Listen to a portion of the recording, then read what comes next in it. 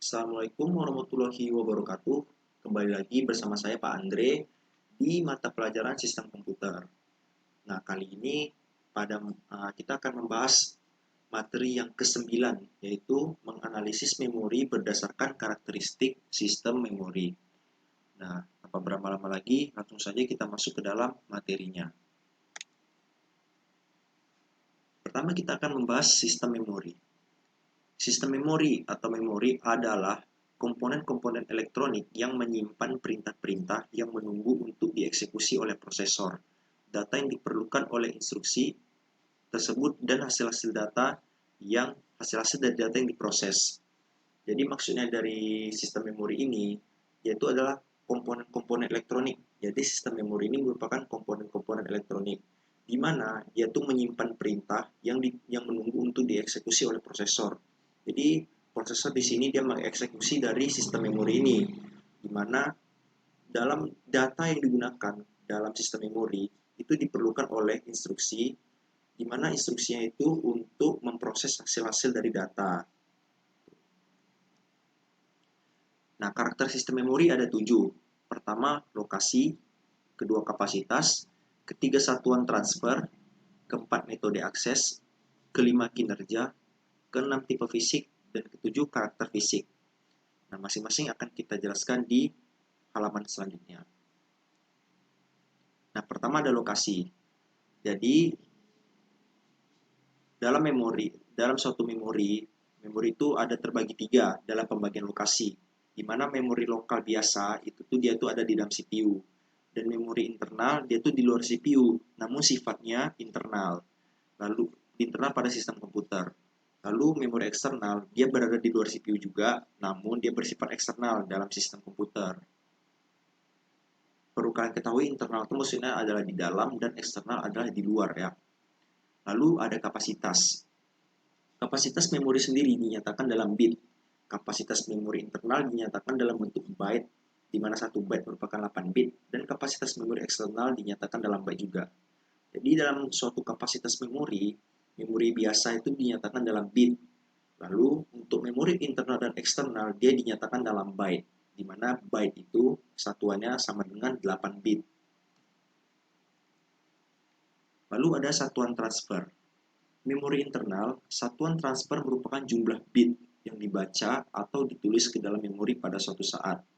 Nah, jadi itu satuan transfer dalam memori internal itu merupakan jumlah bit yang dibaca ataupun ditulis ke dalam memori.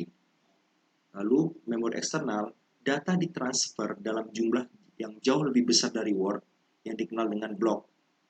Nah, jadi dalam memori eksternal ini ada istilah yang dikenal dengan blok, di mana blok itu data ditransfer dalam jumlah yang jauh lebih besar dari word.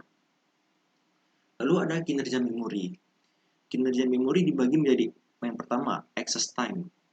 Nah, access time ini bagi RAM waktu akses adalah waktu yang dibutuhkan untuk melakukan operasi baca atau tulis. Bagi non-RAM, waktu akses adalah waktu yang dibutuhkan untuk melakukan mekanisme baca tulis pada lokasi tertentu. Nah, jadi access time ini sama dengan waktu akses ya. Nah, di mana untuk RAM, waktu aksesnya ini dibutuhkan untuk melakukan operasi baca atau tulis.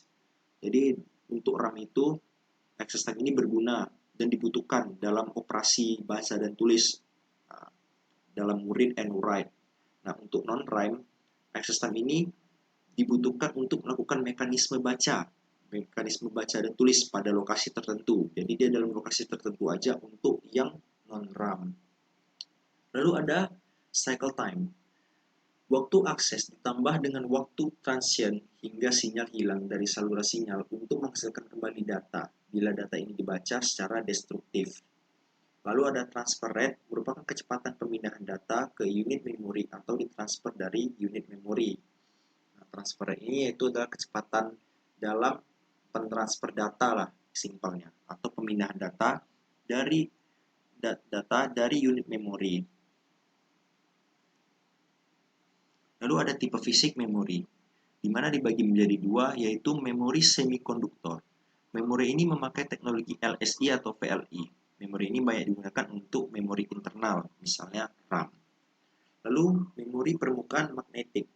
banyak digunakan untuk memori eksternal, yaitu disk atau pita magnetik. Nah, jadi ini bisa dilihat sekalian contoh untuk memori internal. Contoh memori internal itu ada RAM, lalu untuk memori eksternal ada disk atau pita magnetik. Lalu ada karakter fisik. Karakter fisik terbagi dua, yaitu erasable dan non-erasable. Di mana erasable itu artinya isi memori dapat dihapus dan diganti dengan informasi lain. Dan non-erasable sebaliknya, tidak dapat dihapus dan diganti. Lanjut kita akan membahas ROM dan RAM. ROM atau Read Only Memory adalah sebuah ruang atau memori yang berfungsi untuk menyimpan berbagai program yang ada pada komputer tersebut. ROM biasanya menyimpan file-file seperti musik, film, gambar, dan lainnya. Nah, jadi maksud ROM ini, dia ini untuk menyimpan file-file basic di PC kalian lah. Contohnya ya kayak musik kalian, mungkin ada film, foto-foto kalian. Nah, itu disimpan menggunakan ROM. Lalu ada RAM, Random Access Memory. Adalah sebuah ruang atau memori yang berfungsi sebagai tempat penyimpanan sementara program komputer yang sedang berjalan. Nah, jadi program yang sedang berjalan di komputer kalian itu, nah dia tuh memorinya itu penyimpanannya di RAM. Jadi kalau misalnya RAM kalian kecil, kalian tidak bisa membuka program yang berat-berat ataupun yang banyak. Jadi komputer zaman sekarang ini memerlukan RAM yang besar karena program-program sekarang itu rata-rata sudah memiliki kapasitas memori yang sangat besar dalam perjalanannya. Nah, sekian materi dari Bapak hari ini tentang sistem memori.